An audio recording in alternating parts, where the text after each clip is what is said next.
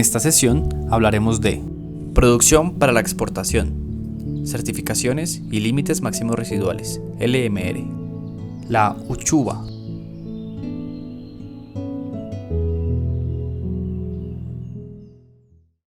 Buenos días, mi nombre es Jonathan Matallana, soy ingeniero agrónomo, hago parte del equipo técnico que ha desarrollado el proyecto de frutas y hortalizas de la Gobernación de Cundinamarca en compañía con la empresa privada LST. El día de hoy vamos a hablar sobre una parte muy importante que es el proceso de certificaciones. Pero antes de abordar el tema, es necesario conocer que debemos cumplir con una serie de requisitos que exige la Resolución 448 de 2016, emitida por la entidad encargada, el Instituto Colombiano Agropecuario. El ICA diseña y ejecuta estrategias para prevenir, controlar y reducir riesgos sanitarios, biológicos y químicos para las especies animales y vegetales que pueden afectar la producción agropecuaria, forestal, pesquera y acuícola de Colombia.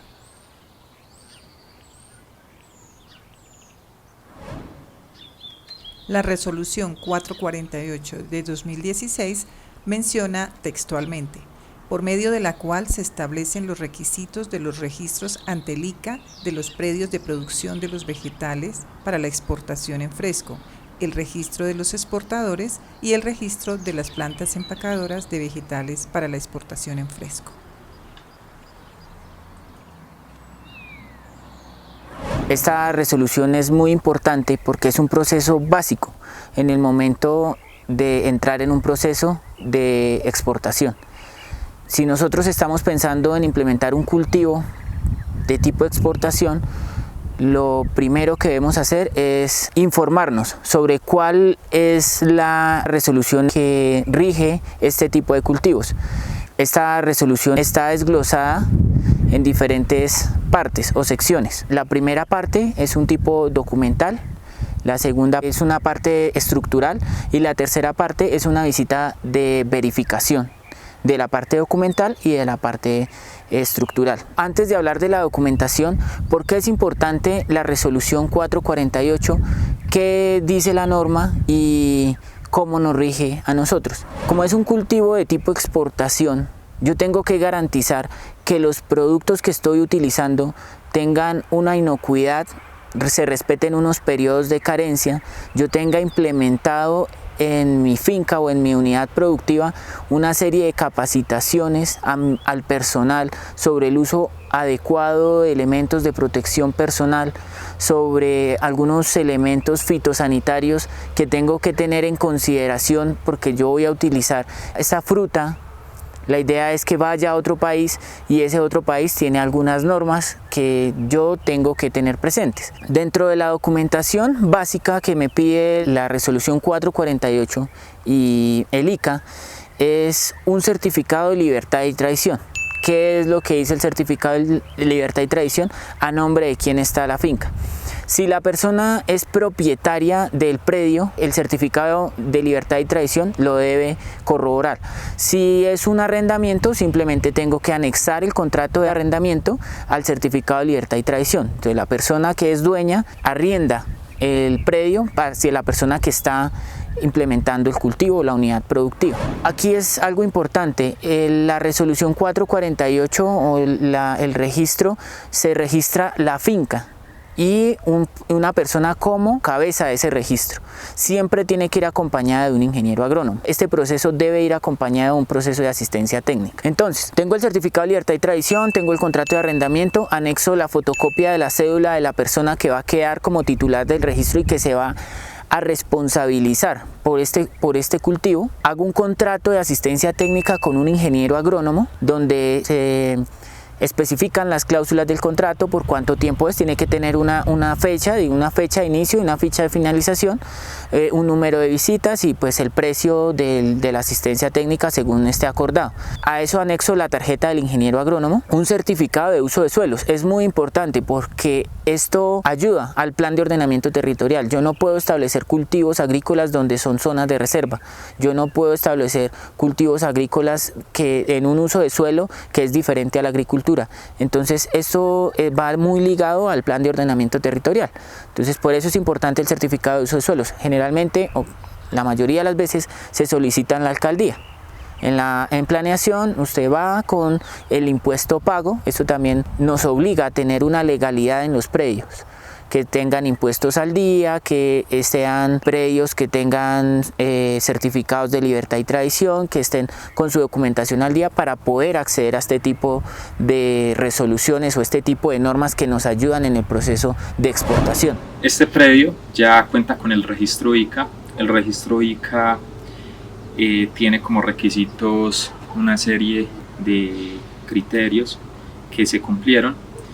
Entre ellos, acá a la entrada del cultivo se debe de tener un mapa de la finca donde se pueda anotar todas las divisiones, los lotes, la casa, el cultivo, donde se pueden identificar todas las subdivisiones, como vemos acá en este mapa. Acá está hecho con toda la metodología, está toda la información de la finca, está toda la rotulación, la vereda, las convenciones, y se puede identificar las vías de acceso, el cultivo, la casa, los linderos, la entrada, todo el detalle de la finca. Acá está el detalle del área de post cosecha, que es donde posteriormente vamos a ingresar, y están demarcados e identificados todos los elementos. Adicionalmente debe especificar dónde están ubicadas las trampas de monitoreo, que ya más adelante también vamos a hablar de las trampas de monitoreo, y debe anexar un informe fitosanitario. ¿Qué es lo que dice el informe fitosanitario? ¿En qué estado está el cultivo? Si está vegetativo, si está en producción, qué problemas se han presentado, cómo está solucionando los problemas, cómo está haciendo el monitoreo, ¿sí? En base a qué está tomando las decisiones de aplicaciones fitosanitarias o de fertilización. Eso debe ir con firma del productor y con firma del ingeniero. Y ahora recordemos la documentación. Certificado de libertad y tradición. Contrato de arrendamiento, si se requiere. Fotocopia de la cédula de la persona responsable. Contrato de asistencia técnica con el ingeniero agrónomo. Tarjeta profesional del ingeniero agrónomo. Certificado de uso de suelos. Mapa de la finca, estructuras, trampas de monitoreo. Informe fitosanitario por parte del ingeniero agrónomo. Bueno, entonces ya tenemos la parte documental, ¿sí? Ya tengo definido, ya tengo todos mis documentos listos, hago un paquete, pero antes de radicar el paquete tengo que verificar cómo está mi predio. En infraestructura, entonces, ¿qué es lo básico que yo tengo que tener en el momento de establecer un cultivo? Donde la gente pueda estar cómoda, ¿sí? Un baño básico. Un baño que tenga jabón, agua, porque en muchas fincas el acceso al agua es difícil, pero debemos garantizar la comodidad de nuestros trabajadores. Una zona de descanso donde él pueda llegar, dejar sus maletas, dejar sus implementos y poder dirigirse a su zona de trabajo. Una zona donde esté adecuada la herramienta, donde esté organizada la herramienta. Si tengo asadones, si tengo hachas, si tengo guadañas, si tengo máquinas, entonces tengo que tenerlas adecuadas en una zona específica. Si guardo combustibles, entonces tengo que guardar el combustible en una zona donde yo pueda hacer un muro de contención, donde si hay algún derrame yo pueda tener un kit de derrame, que es básico tener un kit de derrame, que consiste simplemente en una escoba nueva, en un recogedor y en acerrín o arena. Bueno, nos encontramos en la bodega de insumos y herramientas de la finca El Porvenir. Esta área también es importante en las adecuaciones físicas que hemos realizado para la implementación de buenas prácticas agrícolas. Es un área que está debidamente marcada, como ustedes lo pueden ver, y también con seguridad, bajo llave, para evitar pues el ingreso de personal no autorizado. En este momento pues tengo colocados los guantes, en este caso ya que vamos a ingresar a un área donde se encuentran productos que, a pesar que son biológicos, son productos que también pues hay que tener la precaución adecuada. Tenemos la disposición de los productos, podemos ver acá la mezcla entre productos, como el caso de los sulfatos, debidamente señalizados para que el operario en su caso pueda hacer uso de ellos, y también de los productos fitosanitarios de diferentes casas comerciales de productos biológicos y fertilizantes también autorizados por la norma. Vemos también que la disposición está, siempre debemos tener en cuenta que están los polvos arriba y los productos contenidos o líquidos contenidos en recipientes en la parte de abajo. Aquí vemos la organización de los diferentes equipos e insumos que se utilizan en la finca, nuestros productos o equipos de medición, como el caso de las grameras, básculas, vasitos medidores. También contamos pues con nuestras herramientas dispuestas para la facilidad del operario, nuestros equipos que nos dan la mano en todo el tema de prácticas culturales. En este caso tenemos en la fumigadora, bomba de espalda, guadaña, las herramientas y sobre todo el traje de fumigación. Al igual tenemos un plan de capacitación donde tenemos que estar constantemente capacitándonos en el manejo adecuado de productos fitosanitarios. Tengo que tener en mi zona también unos elementos de protección personal que son básicos: guantes de caucho, un overol antifluidos o tipo impermeable que me permita la movilidad y la facilidad para realizar la fumigación, una careta que debe tener filtros con carbono. Entonces el personal que trabaja en nuestras fincas debe estar capacitado en el uso de los elementos de protección personal, debe saber cuáles son las categorías toxicológicas de los productos, debe saber para qué se utilizan cada producto, si yo estoy utilizando un fungicida o un insecticida o un fertilizante o un herbicida, cuál es la diferencia, para qué lo estamos utilizando, si hay una emergencia, a dónde debemos llamar, y de eso yo debo tener un registro de capacitaciones que certifique que en mi predio las personas que están trabajando están totalmente capacitadas para el uso de este tipo de productos. Ya tenemos entonces el baño, el centro de herramientas e insumos. Es importante tener una zona donde yo voy a mezclar mis productos agrícolas. Bueno, dentro de las implementaciones para el ICA, para el cumplimiento de la norma, tanto ICA como Global Gap, hicimos estas instalaciones. Acá es una zona de mezcla, donde tenemos pues todo lo evidenciado, están todos los letreros para la información que se necesita para el ingreso del sitio, de la zona. Tenemos al fondo una zona que es donde se preparan las soluciones que se van a aplicar en el cultivo. Tenemos las canecas rotuladas, tenemos una zona que pues yo tengo, es una nevera para el almacenamiento del producto después de traído del almacén agrícola. Tenemos la parte donde tenemos los equipos de protección para los trabajadores, las personas que hacen las aplicaciones. Tenemos acá pues, debidamente cerrado y pues con seguridad para el ingreso de personas ajenas al proceso. Se tienen las canecas donde se colocan los envases ya vacíos, rotulados para que no se van a ser usados para otro fin. Hay una parte, tenemos una ducha para que las personas se puedan bañar en el momento en que salen del sitio de la fumigación, que es acá, en este cuarto, como lo pueden evidenciar, y ahí se bañan y ellos se cambian con su ropa que llegan para poder seguir para sus casas.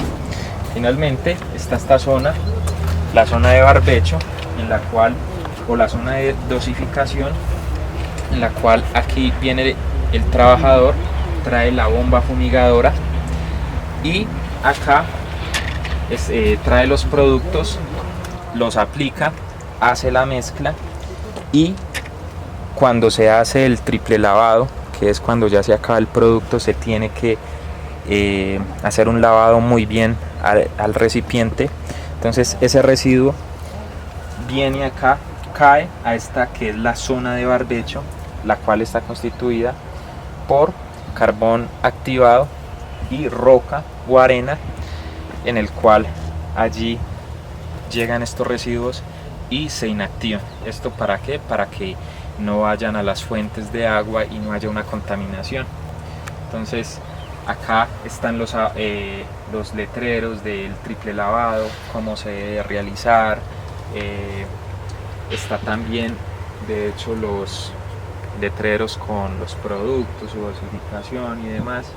Entonces está muy bien detallado, y debe de ingresar solo la persona que va a hacer la fumigación. Entonces por eso está acá con esta cinta amarilla, no se puede ingresar cualquier persona.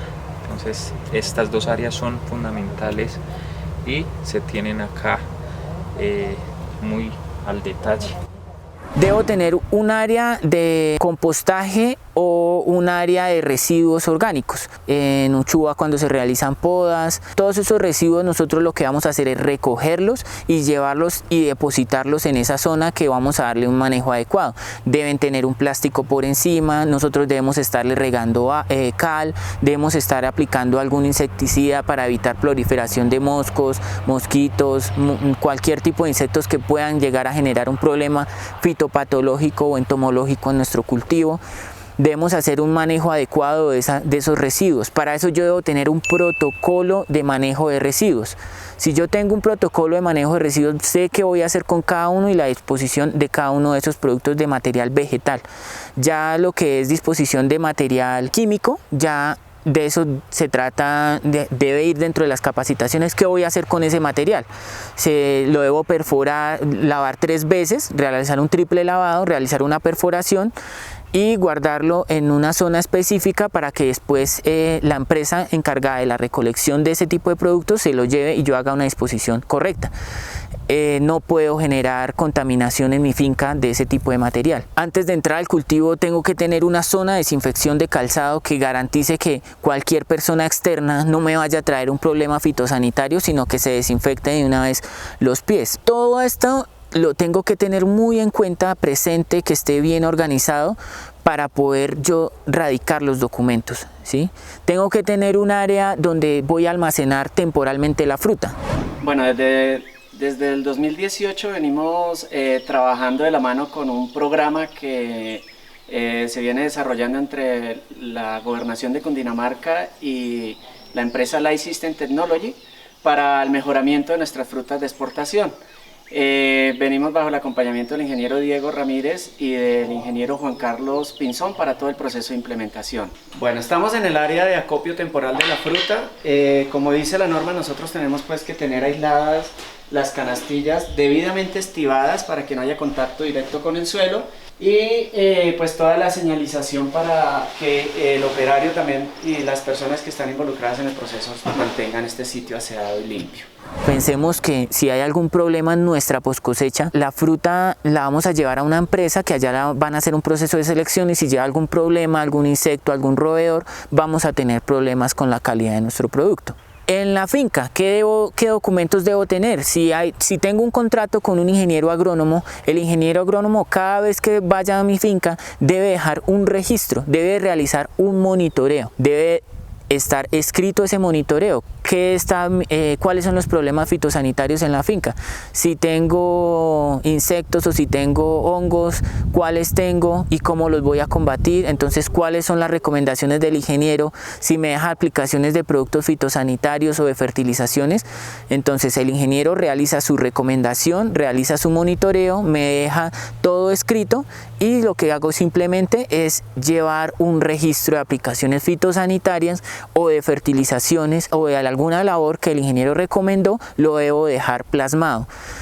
Es una garantía para todos en el momento que nosotros realizamos de manera adecuada y asertiva este tipo de registros, para garantizar que lo que nosotros estamos haciendo sea verídico, tenga una trazabilidad. Si hay algún problema que se presente, ya sea fitosanitario, de alguna aplicación o de algún producto o en alguna parte de la cadena, si hay contaminación, nosotros tengamos cómo verificar que realmente estamos haciendo las cosas bien. Una vez ya tengo todo este pool o toda esta documentación en mi finca, ya tengo estas adecuaciones, yo hago la radicación de estos documentos. Cuando yo radico los documentos, la puedo hacer de 2 maneras. De manera virtual, a través del ICA, del boot del ICA, En internet lo podemos buscar así, BUD ICA, erradicación de documentos resolución 448, nos da el link donde podemos ingresar, nos registramos y podemos ingresar cada uno de estos documentos en formato PDF de manera organizada. La página nos va guiando cómo lo debemos hacer. Depende del área que nosotros estemos registrando, el precio varía hasta las 3 hectáreas, es menos de 50.000 pesos. Cuando son más de 3 hectáreas, el precio son como 148.000 pesos. Una parte importante en este proceso es el monitoreo y seguimiento de las trampas. Son 2 trampas importantes, una trampa Jackson. Estas trampas son de monitoreo más no de control. Lo que yo tengo que hacer es, en caso de encontrar alguna de estas moscas en alguna de las trampas que yo tengo implementadas en el cultivo, debo informar al ICA y debo tener un protocolo de manejo de estas moscas. Hay una trampa importante que es la trampa McFile. Esa trampa es de color amarillo, lleva proteína hidrolizada. Es un cebo, simplemente la mosca piensa que hay ahí alimento y pues la forma de la trampa hace que el insecto ingrese y no pueda volver a salir. La resolución me pide que cada mes de las deposiciones o de las recolecciones de esa mosca yo debo enviar unas muestras al ICA. Eso es parte de las responsabilidades que nosotros tenemos como productores, propietarios de una finca, productora de un cultivo de tipo exportación. Entonces ya tengo todo este pool de documentos, de infraestructuras, ya tengo las trampas, ya tengo todo listo. Entonces radico mis documentos y espero la visita de verificación del ICA. El ICA tiene unos tiempos para poder realizar la verificación de la documentación. Ellos verifican la documentación, programan la visita y en la visita ellos observan que todo esté acorde. Si tienen alguna observación que definitivamente se debe hacer una segunda visita, es criterio del ingeniero que va a visitar según la norma. Si hay algún punto que se está incumpliendo, se hace una segunda visita o simplemente si nosotros tenemos todo en regla, pues simplemente el registro se aprueba. Ya aprobamos nuestro registro, más o menos pasa un mes para obtener una resolución de exportación, que esa resolución es la que va marcada en las cajas de exportación, que nos da la trazabilidad. Entonces si hay un problema en Europa, simplemente miran el número de la resolución y entonces ellos saben de qué finca va esa fruta, ¿sí? Es importante por temas de trazabilidad, por temas de seguimiento, todo este proceso de la resolución del ICA y el seguimiento que se debe hacer. Límites máximos de residuos, LMR y certificaciones internacionales. Buenos días, mi nombre es Jessica Vaquero, soy ingeniera agrónoma encargada de implementar sellos internacionales. Actualmente me encuentro en la ejecución del proyecto Frutas y Hortalizas de la Gobernación de Cundinamarca y la empresa LST. Una vez realizado el registro del predio ante el ICA, el agricultor exportador busca certificaciones internacionales que le permitan el acceso a mercados de exportación. Como segundo paso, el productor deberá seleccionar un sello que sea visible internacionalmente. Actualmente existen diversos sellos, algunos de ellos son Global Gap, que es un sello de buenas prácticas agrícolas, o sellos como orgánicos, tanto para Estados Unidos, Canadá o Europa, los cuales cuentan con su propio sello. Dentro de este proceso de implementación de sello internacional, el productor debe identificar o contactar a un profesional idóneo que cuente con la experiencia sobre este sello internacional. Seguido de ello, junto con el implementador, se deberán hacer una serie de adecuaciones estructurales y documentales, las cuales acarrearán una serie de puntos de control dependiendo de la norma que se desee implementar. Después de haber hecho el proceso de implementación, tanto el implementador como el productor deberán acercarse a un organismo de certificación con el cual establecerán un lazo comercial.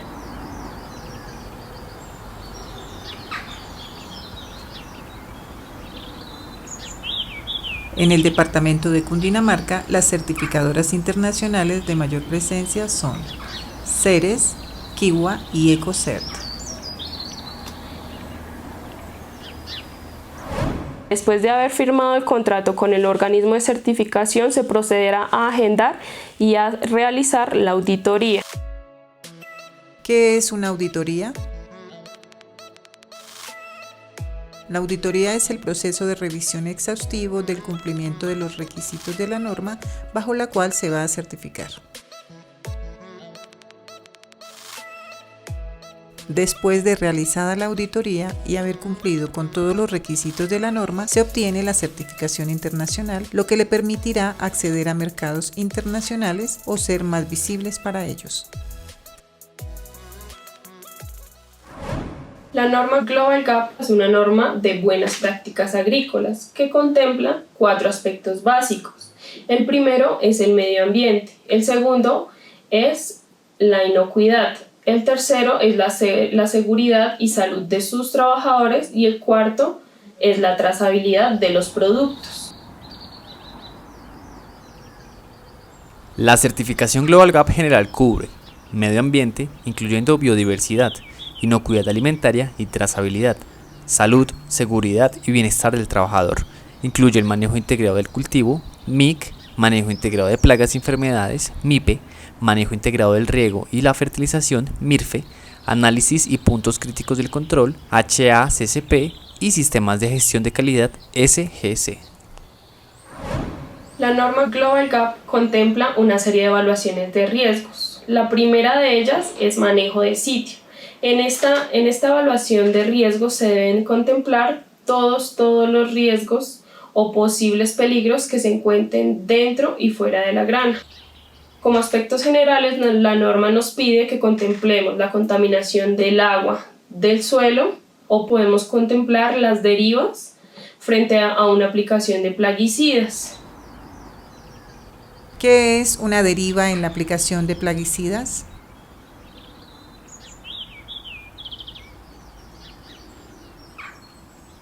Se denomina deriva al desplazamiento de la aspersión de un plaguicida fuera del blanco, generado por vientos o por falta de adherencia.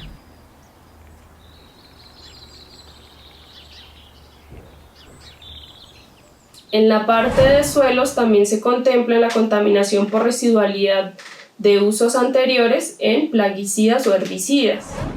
En el tema de aguas debemos contemplar algunas contaminaciones por personas externas o animales que puedan dañar la calidad de nuestra agua. Por lo mismo debemos contemplar análisis microbiológico de aguas y físico-químico.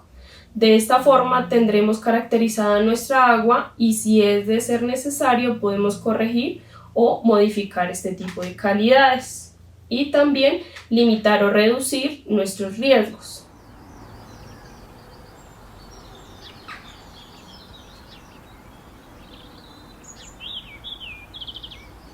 La norma Global Gap requiere análisis físico-químicos y microbiológicos de los suelos y aguas de riego.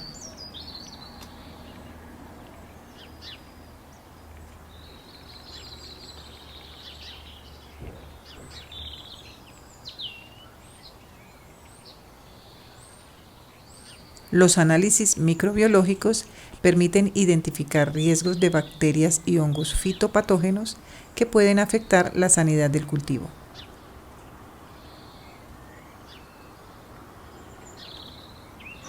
En el laboratorio de microbiología del LST tenemos varios enfoques.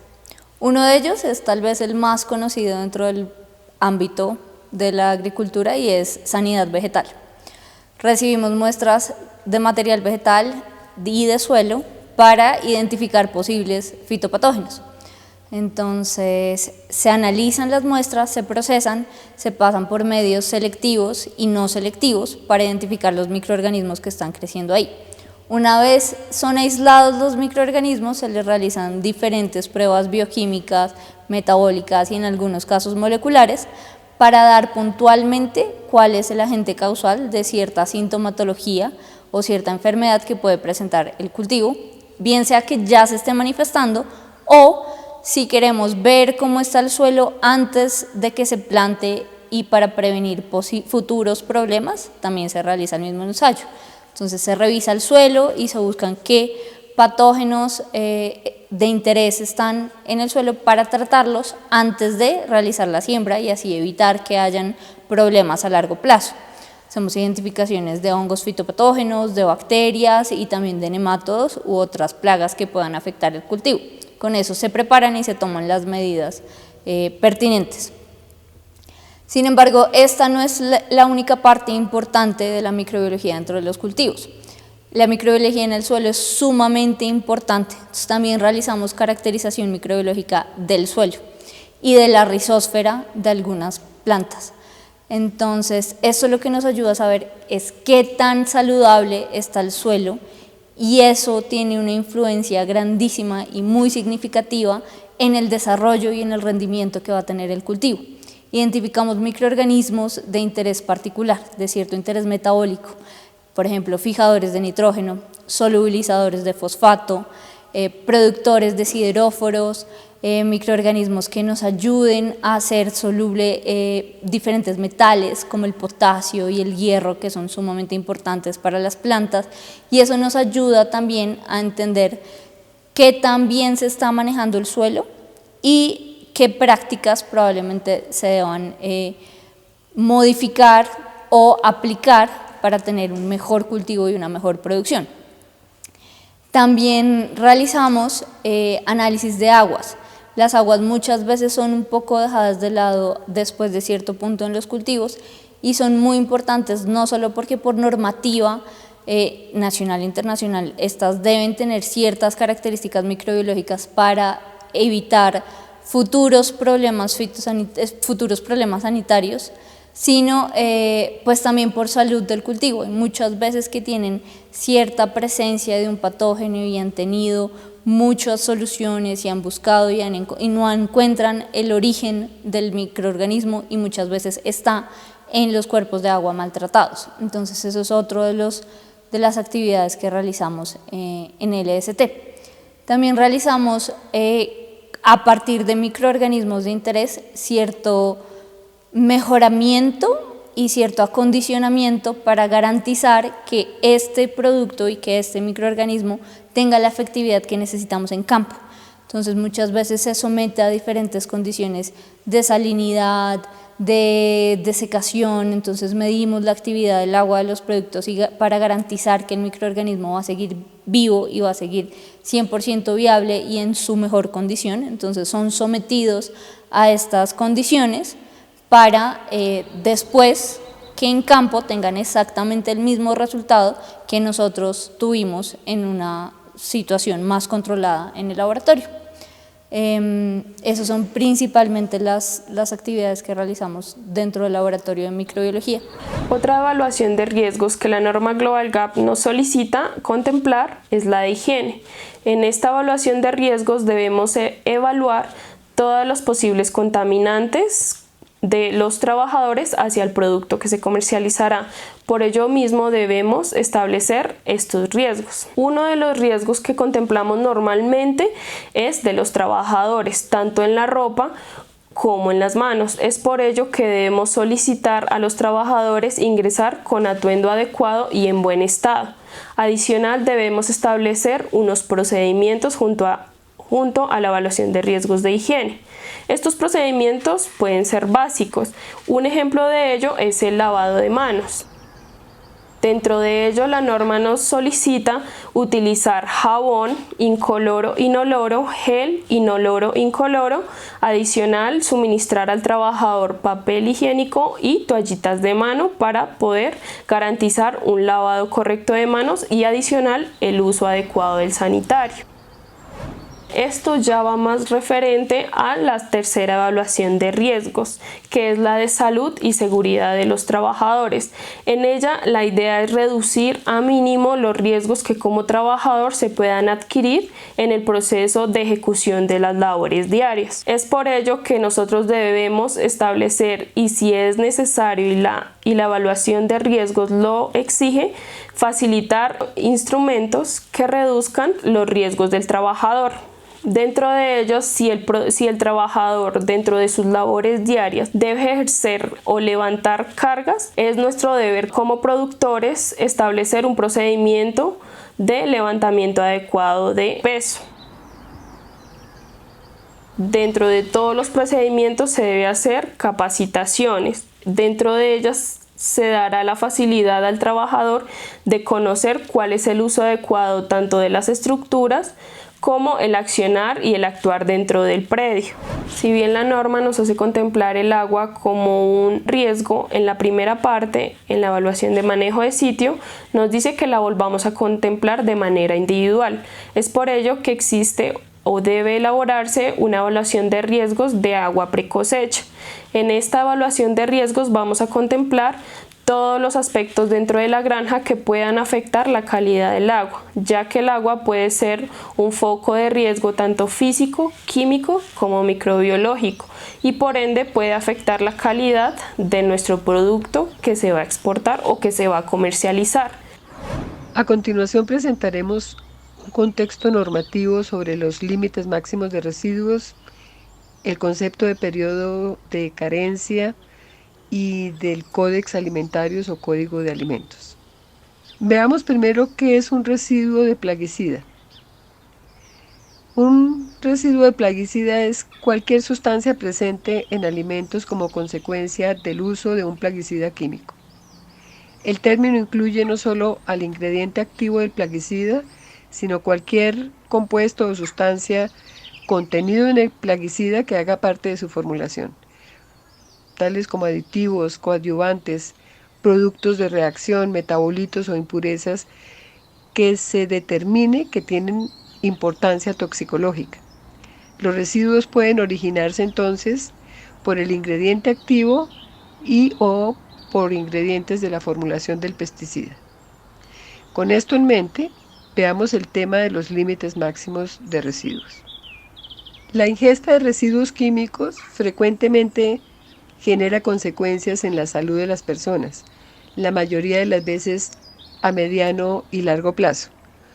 Por tal razón, los países con el objetivo de encontrar soluciones para proteger la salud de sus pueblos y establecer políticas sobre la protección al consumidor, buscan la forma de definir y regular la cantidad máxima de residuos en los alimentos que con base en el conocimiento más actualizado no lleguen a afectar la salud humana.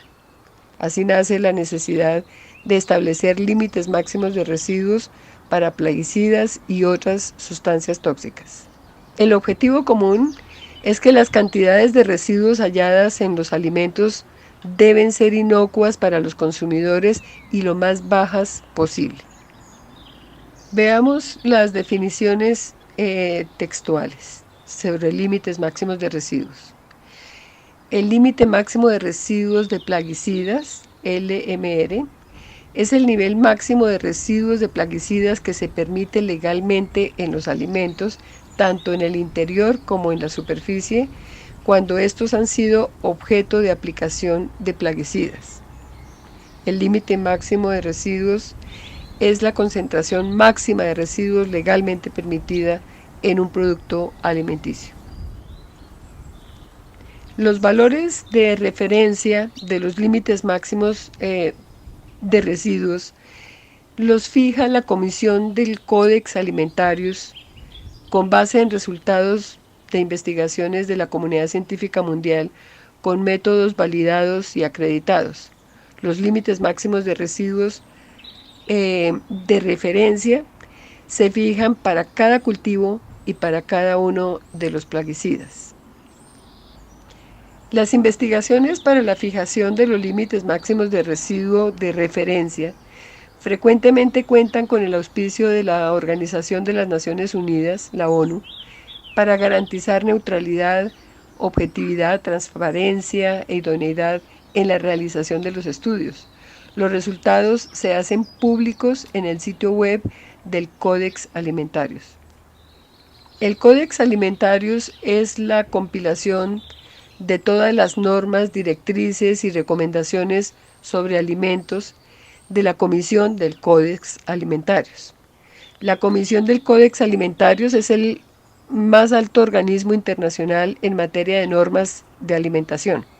La Comisión es un organismo subsidiario de la Organización de Naciones Unidas para la Agricultura y la Alimentación, FAO, y de la Organización Mundial de la Salud, OMS. El Códex Alimentario se creó para proteger la salud de los consumidores, para garantizar comportamientos correctos en el mercado internacional de los alimentos y coordinar todos los trabajos internacionales sobre normas alimentarias. Las normas del Codex Alimentarius se basa en sólidos resultados científicos y están aceptadas como puntos de referencia con base en las cuales se evalúan medidas y reglamentos nacionales. La Comisión del Codex Alimentarius es un organismo intergubernamental abierto a todos los países que son miembros o miembros asociados de la FAO y de la OMS. Cuentan en la actualidad con 165 países miembros que representan más del 98% de la población mundial. El Codex Alimentarius se ocupa y publica no solo los límites máximos de residuos, también tienen en cuenta que los alimentos pueden estar sujetos a contaminación nociva como la de las bacterias patógenas y otros contaminantes de los alimentos que pueden causar problemas de salud crónicos o agudos. Brotes de enfermedades ligadas a la alimentación pueden perjudicar también el comercio y el turismo de un país y llevar a la pérdida de ingresos y de empleos. La prevención de la contaminación de los alimentos es el mejor punto de partida en la calidad de los alimentos. El Codex Alimentarius ha establecido unos códigos internacionales de comportamiento en materia de higiene de los alimentos y otras directrices para la correcta producción y la correcta manipulación de los mismos. A nivel país, para el consumo interno con el objeto de proteger a su población, cada país establece sus límites máximos de residuos para cada producto alimenticio y para cada pesticida químico. Los países también pueden o tienen la posibilidad de adoptar los límites máximos de residuos de referencia que da el Codex Alimentarius, pero conservan la libertad de fijar los propios niveles de residuos según sus necesidades. Por tal razón, cuando vamos a exportar productos alimenticios frescos o procesados a un país determinado o a un bloque económico como la Unión Europea, debemos cumplir la normativa del país o del bloque económico destino, porque son sus habitantes quienes van a consumir nuestro producto. Con respecto a un par de ejemplos que muestran cómo cada país, o en este caso cada bloque económico, tiene la libertad de regular sus límites máximos de residuos, voy a mencionar algo muy reciente. Por medio de lo dispuesto en el reglamento 677 del 29 de abril del 2019 de la Comisión Europea, se decidió no renovar la aprobación de la sustancia activa propiconazol. Por medio de esta resolución, se fijó los límites máximos de residuos de esa sustancia en 0,01 miligramo por kilogramo. Es decir, se fijó en el límite de detección de los equipos de análisis químico más modernos. Esta disposición va a entrar en vigencia el 2 de septiembre de este año, del 2021. Probablemente otros países tenemos la referencia todavía que nos da el Codex Alimentarius. La adoptamos y que es en todo caso superior a 0,01 como acaba de adoptar o de definir la Comisión Europea.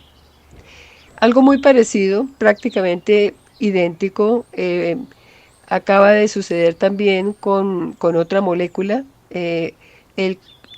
otro principio activo, el clorotalonil. Exactamente lo mismo. El límite máximo de residuo que la Unión Europea le fijó es 0,01 miligramo por kilogramo, que significa exactamente el límite de detección de los aparatos más modernos en análisis químico. Entonces, es decir, es como prohibir su uso. En todo caso, Si queremos exportar a cualquier país de la Unión Europea, no podemos usar estos productos que acaban de ser prohibidos, estos 2 ingredientes activos. Eso es cuando los exportadores preguntan por qué, siendo yo colombiano, tengo que cumplir la reglamentación de Europa. Es por esa razón, porque cada país fija sus límites máximos de residuos para consumo interno. Así que la producción propia o la producción en otro país que llegue para consumo interno tiene que cumplir las normas de cada país.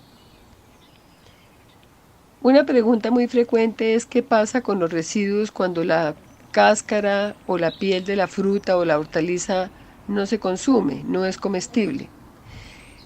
La respuesta a eso es que las metodologías mundialmente aceptadas y validadas para la determinación de los límites máximos de residuos establecen que los análisis deben realizarse con la cáscara y la pulpa, así la cáscara no se consuma. Veamos acerca del periodo de carencia y el periodo de seguridad.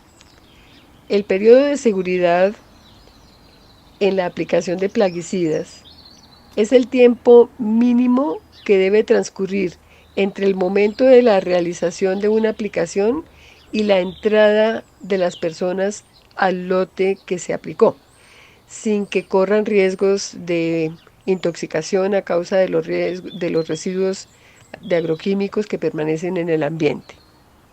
Y el periodo de carencia es el tiempo mínimo que debe transcurrir entre la última aplicación del plaguicida o de plaguicidas y la cosecha del producto, para garantizar que el plaguicida aplicado se haya degradado y sus residuos en el producto cosechado no superen los límites máximos permisibles según el códex o según el país de destino.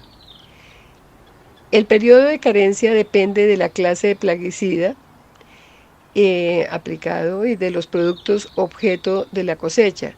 Por ejemplo, es muy usual ver que el periodo de carencia es más largo en los productos agrícolas que se consumen frescos, como son las frutas y las hortalizas que nos ocupan en este caso.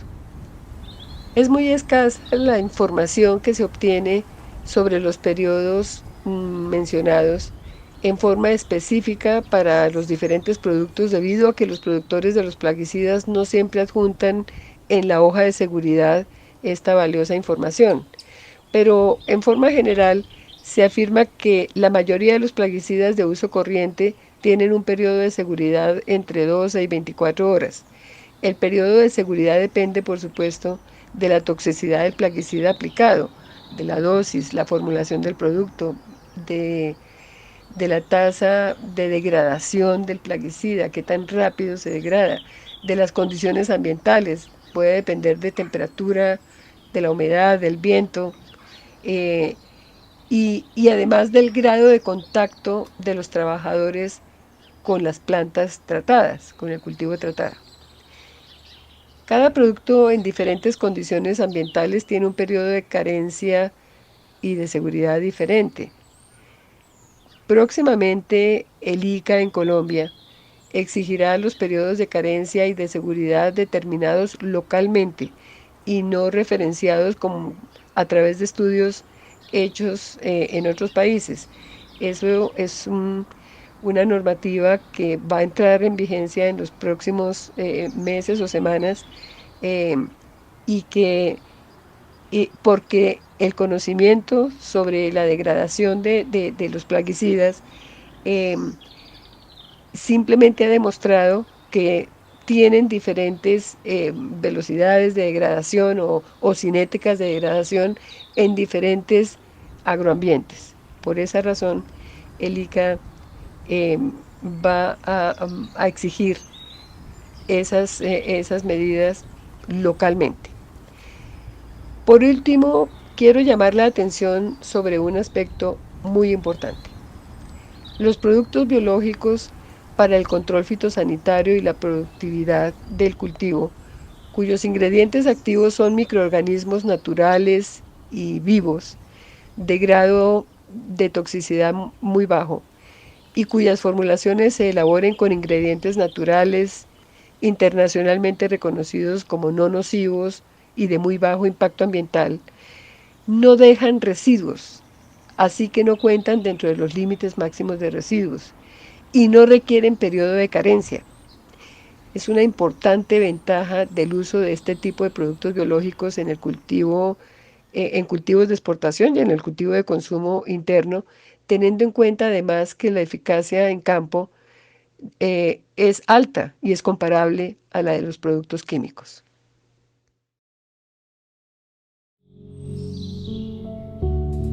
De esta manera damos por culminada la sesión número 2.